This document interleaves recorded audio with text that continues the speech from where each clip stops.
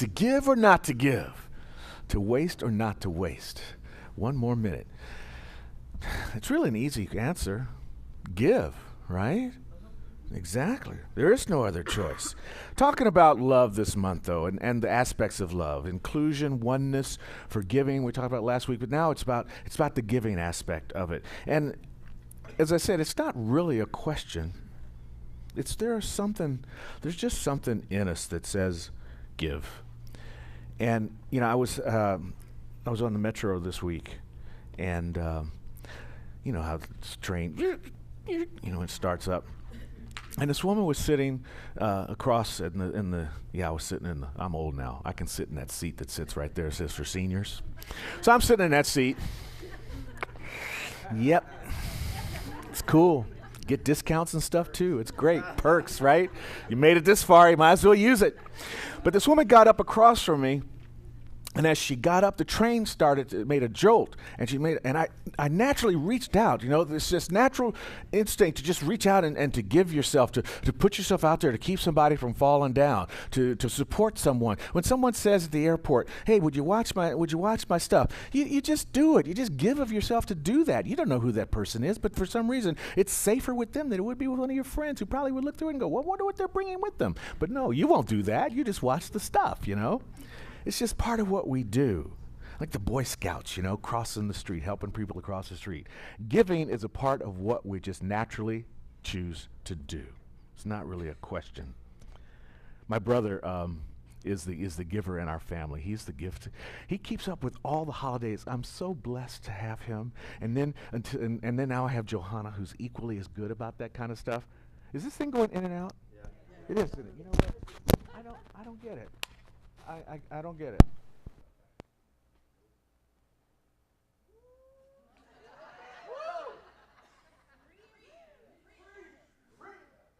I'm giving up. All right. So, I was talking about Michael, because what happens during the holidays is, and birthdays, we have a large family. My grandfather had 16 brothers and sisters, so there's lots of cousins. And Michael remembers all of them. He remembers their birthdays, their anniversaries, and all that kind of stuff. And he just writes me a little note. He says, "So-and-so, Ricky's having a birthday today. Paul's having a birthday today." And John's like, Jan's having a birthday today. Ria's having a birthday today. And they're the ones that are giving me the reminder that I need to sign the card. It's really great. And every now and then, he even sends a gift and puts my name on it. And Johanna does the same thing. I'm so blessed to have people giving. How many of you have people in your life that are giving to you on a regular basis? Give them some love right now. Give them some blessing. Let that go. Dr. Holmes talks a lot about giving in the Science of Mind textbook, and one of the things he says is that we are surrounded by a spirit of living intelligence, an eternal givingness, love, goodness, and power that wishes to express itself through us. See, we don't have to work hard to do this. We don't have to work hard to put this part of the livingness and the givingness of life into play, because it's within us. It's like in Matthew when they say, "Freely I have given, freely receive." Freely you have received, freely give. Matthew 10:8. That's what we're here to do. And in many ways, that divine givingness is synonymous or equal to the idea of love itself. Emerson talks about this idea that when we don't give, something happens. He says that when we don't give, the circulation begins to retard itself, and stagnation results from that retarded circulation. The divine circuit must flow. We must get out of the way of the divine circuit and let it flow through us. Last week, talked about the givingness and the love. Last week, a church that was rather small, but has made some crazy impact on our country. And they go around the country and they do certain things and they show up at different places. And this last week they decided that Thousand Oaks was the place they wanted to show up. You know what I'm talking about, Westboro Baptist Church. I actually went to their website to view it because I had given them, and this is another way we give, I had given them my idea of who I thought they were. And I thought better than to give my idea of who I thought they were, because I thought of them as troubled and misguided and probably in pain because they spread so much what appears to me as hate. And the idea that you could give hate means, in my mind, that you're in pain. But after viewing their website, they have no pain about it whatsoever. They fully believe they're doing what they're here to do. This is their way to practice their understanding of what faith is all about. Interesting. So they come to Thousand Oaks, and what we decided, the Interfaith Councils of Simi Valley and Conejo Valley decided that the way to respond to that was to respond with our form of faith and our form of love. So 5 of them showed up. Several hundred of us showed up, stood across the street, and we just loved them up. We just prayed and gave heart space and gave of our divine givingness. And they went home and nothing happened. It was a very quiet occasion. That's how we can give. But so often, our giving suffers from what I call fearus interruptus. And they're, in my mind, kind of a pathogen for fearus interruptus. But it also gave us an opportunity to stand in our truth and to stand in love and to give. Because fear holds back the ideals of our country. Fear held that back for so many years, until a little old woman decided to sit, and then a young man decided to stand for freedom in our nation. We celebrate him during this season of nonviolence. I'm talking about Dr. King. I'm talking about Rosa Parks, if you missed those 2 occasions, those 2 hints as to who these people are. So we give in so many ways. We give from our heart. We give from our beliefs. We give from our strengths. And in doing so, we give these ideals of love and goodness. We give power to the eternal givingness of the divine as it tries to express itself through us. That's our joy. Dr. Holmes says that fear arises from that mental attitude which limits the possibility and the willingness of Spirit to give us the good we so greatly desire. Fear does that. Fear stands in the way of the willingness of Spirit to give the good that we so greatly desire, that it so greatly desires for us to have. So when you're in that fear moment, maybe it's time to turn it around. I really have come to understand, and from our experience this week, that it's not, that love is the opposite of fear. That when we give love, we stand on the other side of fear. And when we can open ourselves up to understanding that everybody is part of this spirit of willingness to receive and to give. Everyone is a part of it, that something really special happens. One of my dear friends, you may know him, Reverend Mark LaPonce. He was here a couple of times. He was here for the installation. One of my dear friends from North Hollywood, been my mentor for years. He was telling me a story about his birthday. Some friends of his took him out to the marina for their birthday, and they said, "Okay, Mark, don't bring any money with you. It's all on us." So they go down and they're waiting. You know how sometimes you go to a restaurant and you have to wait outside till all the members of your party are there because they won't sit you down, as if you made a reservation for 10, but you're only going to have 7, and that makes a big difference for the hotel, for the restaurant. But it did. So they're waiting outside. And it's in the marina, you know, California, the blue skies and the warm weather and everything like that. So we have quite a homeless community because it's such a pleasant place to be if you're going to be homeless. So here's this homeless guy that walks along, and he walks up to Reverend Mark, and he says, can I get $1 from you? And he says, "I'm sorry, I have no money." And he was right. He had no money. His friends told him to literally leave your wallet behind, and he didn't bring it with him. He had no money. And so the homeless guy walks off a couple minutes, a little bit, steps or 2 away. And as he steps away, one of his friends says something about it being his birthday. And the homeless guy turned around and says, "Your birthday?" He said, "Yeah, it's my birthday." "It's your birthday?" He says, "Yeah, my birthday." "Oh, dude." The homeless man reaches into his pocket and pulls out $1 and says, "Here, man, for your birthday." And he's going, no, no. He says, "No, look, it's your birthday. God takes care of me. I got food every night. I got a place to sleep every night. It might be under the stars, but I got a place to sleep, and I sleep good, and I won't sleep good tonight unless you take this $1 for your birthday from me." Huh? That's the way giving works. That's the way fear moves us away from it. See, giving is a given. It's just something. It's a principle of our lives, and that principle becomes unchanged because it is a principle, but it becomes weakened by our expression of it. The principle remains powerful, but how we express the principle weakens the power of the principle. Are you allowing the power of the giving principle to work through you? You know, when you're breathing, inhale, life. Exhale, sharing that life, right? But giving is a different kind of an exhale. When you're purely giving from the heart, that's a pure exhale. That's where you bottom out and your lungs are empty. That's just giving all from yourself, you see. And that's what we're really talking about. We're talking about practicing that principle to the nth degree that pushes it out beyond understanding. That pure giving that is a total embodiment of yourself, where after you finish doing it, I mean, imagine that homeless guy when he walked away, how he must have felt, right? He felt good. When you give of yourself with that pure exhale, you feel good inside. When our volunteers at the Samaritan Center, I've been there a couple times, it's fantastic. There's something magical that takes place just handing somebody a plate of food. This week I went there and I gave away some jackets, and it happened to be on a very cold day. And I don't think this is the way it's supposed to happen at the Samaritan Center. You're supposed to take them into the office, and then people take them away. But there was a guy standing out in front of the place on this really cold day, and he's just standing there like this. So I stopped my car. I said, "Dude, are you cold?" He says, "I'm all right." I said, "But you look cold. You want a jacket?" Yeah. I opened up my trunk, gave him a jacket right there. Felt so good, you know? Plus, I like that jacket. So now I get to see him walking around the streets of Simi Valley wearing that jacket. I go, "Ooh, yeah, that's that jacket I like." Kind of like a car. There was this car, tangent, haven't done this in a while.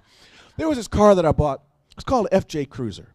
I saw this car. I thought, man, this is such a pretty car. I love this car. It's so cute. Got the little lights on the rear view mirrors and everything like that. Bought the car, gets 12 miles to the gallon. That just doesn't work for this environmental footprint kind of a guy.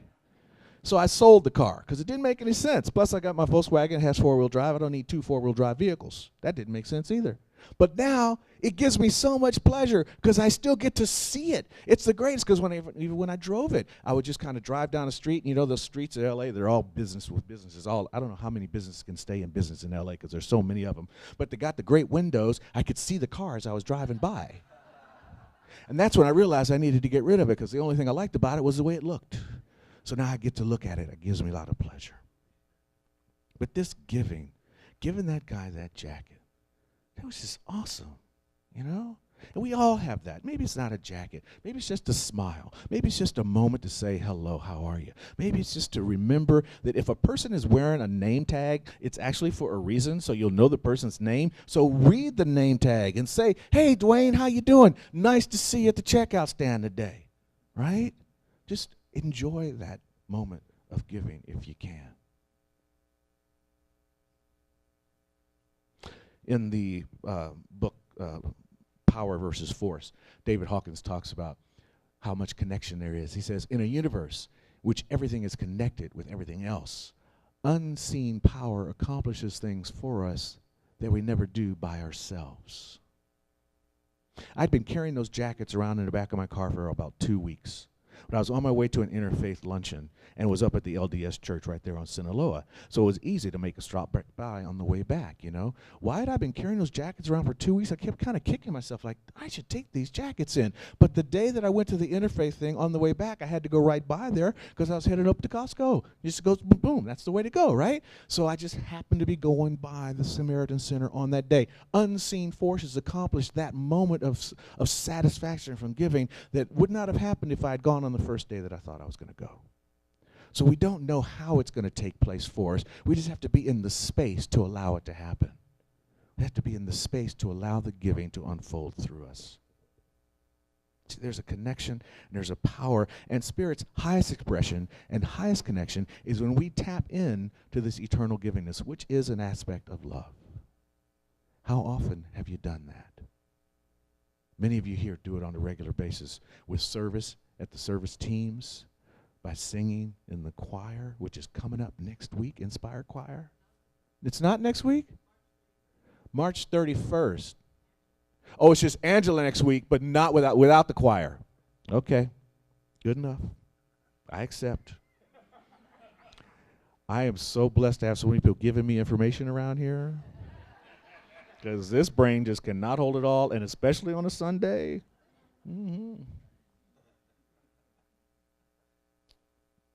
But I do know that this giving is the key to joy. It is the key to joy. Oh, wait, I want everybody to just take a breath for a minute. And as you let the breath out, allow your eyes to close. And then think about the joy of expected giving. The things you know you're going to receive. And the joy that that brings to you. And then take another breath. And then think about the joy of those unexpected giving moments that came into your life. And if you feel any difference between the two. Isn't it sweet? You can open now. Isn't it sweet, the unexpected giving moments? They're delightful. And we have the power to bring those kind of unexpected giving moments into people's lives. To bring that sense of joy. And it brings you balance in your life as well. See, we should beware of holding too much of our good. If you have a lot of good, that means you have a lot to give. Right? And also, they've psychologically proven that there's some power in giving, that it cures sadness. It lightens the sense of depression. It's physiologically better for you. It opens up your heart. It cures your level of unhappiness. Dr. Holmes says, when one gives of oneself with enthusiasm, now enthusiasm, right? In God, the ism of godness. When one gives oneself with enthusiasm to any legitimate purpose, losing the self in the thing which one is doing, one becomes normal and happy. If you wake up any day and you're not feeling very good that day, there's a sure cure for it. Give something to somebody. That will clear it up right away. I like to go to nature a lot of times for these kind of understandings of how these processes work. Was thinking about, the first thing that came to mind was the Dead Sea. You know, the Dead Sea and the Sea of Galilee, they both get their water from the same source, right? But the Sea of Galilee is still to this day filled with fish. Tourists come from all over the Middle East and Europe to fish in the Sea of Galilee. It happens to be the lowest freshwater lake on Earth. The lowest elevation freshwater lake on Earth, right? But it's also one of the most populated lakes where people can fish. Same water source, Dead Sea. Now, the thing about the Sea of Galilee is it has an outlet, and it lets its water out into the delta on a regular basis. Dead Sea, not so. Same water source, but it doesn't have an outlet for its water. Its water just becomes stagnant. Thank you. It has the highest level of salt, 9 times the amount of salt that the ocean has in it. People go there just to float in it, but there's nothing living in it except some bacteria because it's stagnated. It's closed off. That's what happens when we don't give. We become stagnated, closed off, and salty. You've heard people described like that before, right? He's a salty sort. That's usually not a nice thing to say, right? So let it out. Give of yourself. And too much salt's not good for your body either. Fresh fish is. I'm just saying. Bottom line here, there is power in this idea of giving. It feeds the heart, and but it must be a whole soul endeavor. It's got to come from a genuine place. We're not talking about giving for reward. The reward is already built into the activity of doing it. Release the idea of the reward and think about just the joy that comes from it, right? There's a story of a guy named Tetsujin. You ever heard of him? Tetsujin. It's a Zen story. Tetsujin, Japanese fellow, early Zen master, decided that he wanted to bring the Zen teachings to Japan. But at that time, everything had been written in Chinese. There were no sutras written in Japanese. So he wanted to put them in Japanese. He wanted to take the sutras and put them in Japanese. It would take 7 wood blocks, thousands of words, lots of time. In that time, that's a pretty heavy-duty endeavor. Lots of money. So he began to raise money for this process. Sometimes people would give him gold bars, but usually they give him just small coins. So it actually took him 10 years to get up the money to have the blocks made for the sutras. About the time he gets all the money raised up for the sutras, he's ready to go pay for his wood blocks. There was a disaster in his country. There's it's called the Uji River. The Uji River overflowed, flooded all the farmland, killed all the crops, ended up having a famine. So instead of using all the money that he raised for the sutras, he gave the money away to buy food and to help his people. Then after that was over, he went back to work and raising the money again. Another 10 years it took him to raise up the money that he needed. And about that time, an epidemic spread across the land. And again, he gave the money away that he had collected. He gave it away to his people for medicines, for health, so that people could survive this epidemic. And finally, again, a third time, he goes out and he raises this money to get the sutras printed in Japanese. This time he finally did it. And so it took him 20 years to get the sutras finally printed up in Japanese. And now you can actually see these sutras in the Obaku Monastery in Kyoto, Japan. And when parents take their kids to the monastery, they say to them that Tutsunjin actually printed 3 sets of sutras. The first 2 sets were invisible. But that giving satisfied that eternal givingness. It satisfied the self. It satisfied the principle of giving. So it's really not a question of give or not to give. The question is how much, when, and where. And so it is.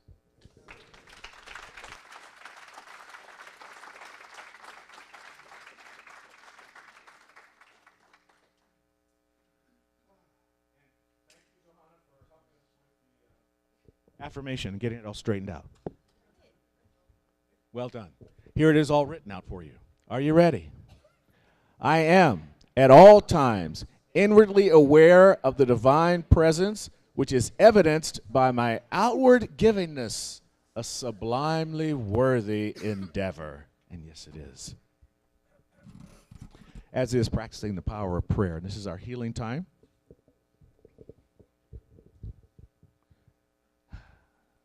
So I invite you all to join me as we use our affirmative treatment to bring good into the lives of those that are not experiencing their full expression of givingness at this moment.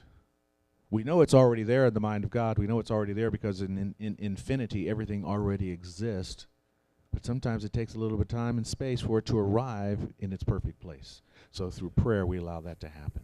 If you have someone in your life that you'd like to have the word of prayer spoken for, or a condition in the world that you'd like to see brought more real to it, more wholeness to it, let's speak that into the room right now. Let's do a prayer together. John Jr., Dylan,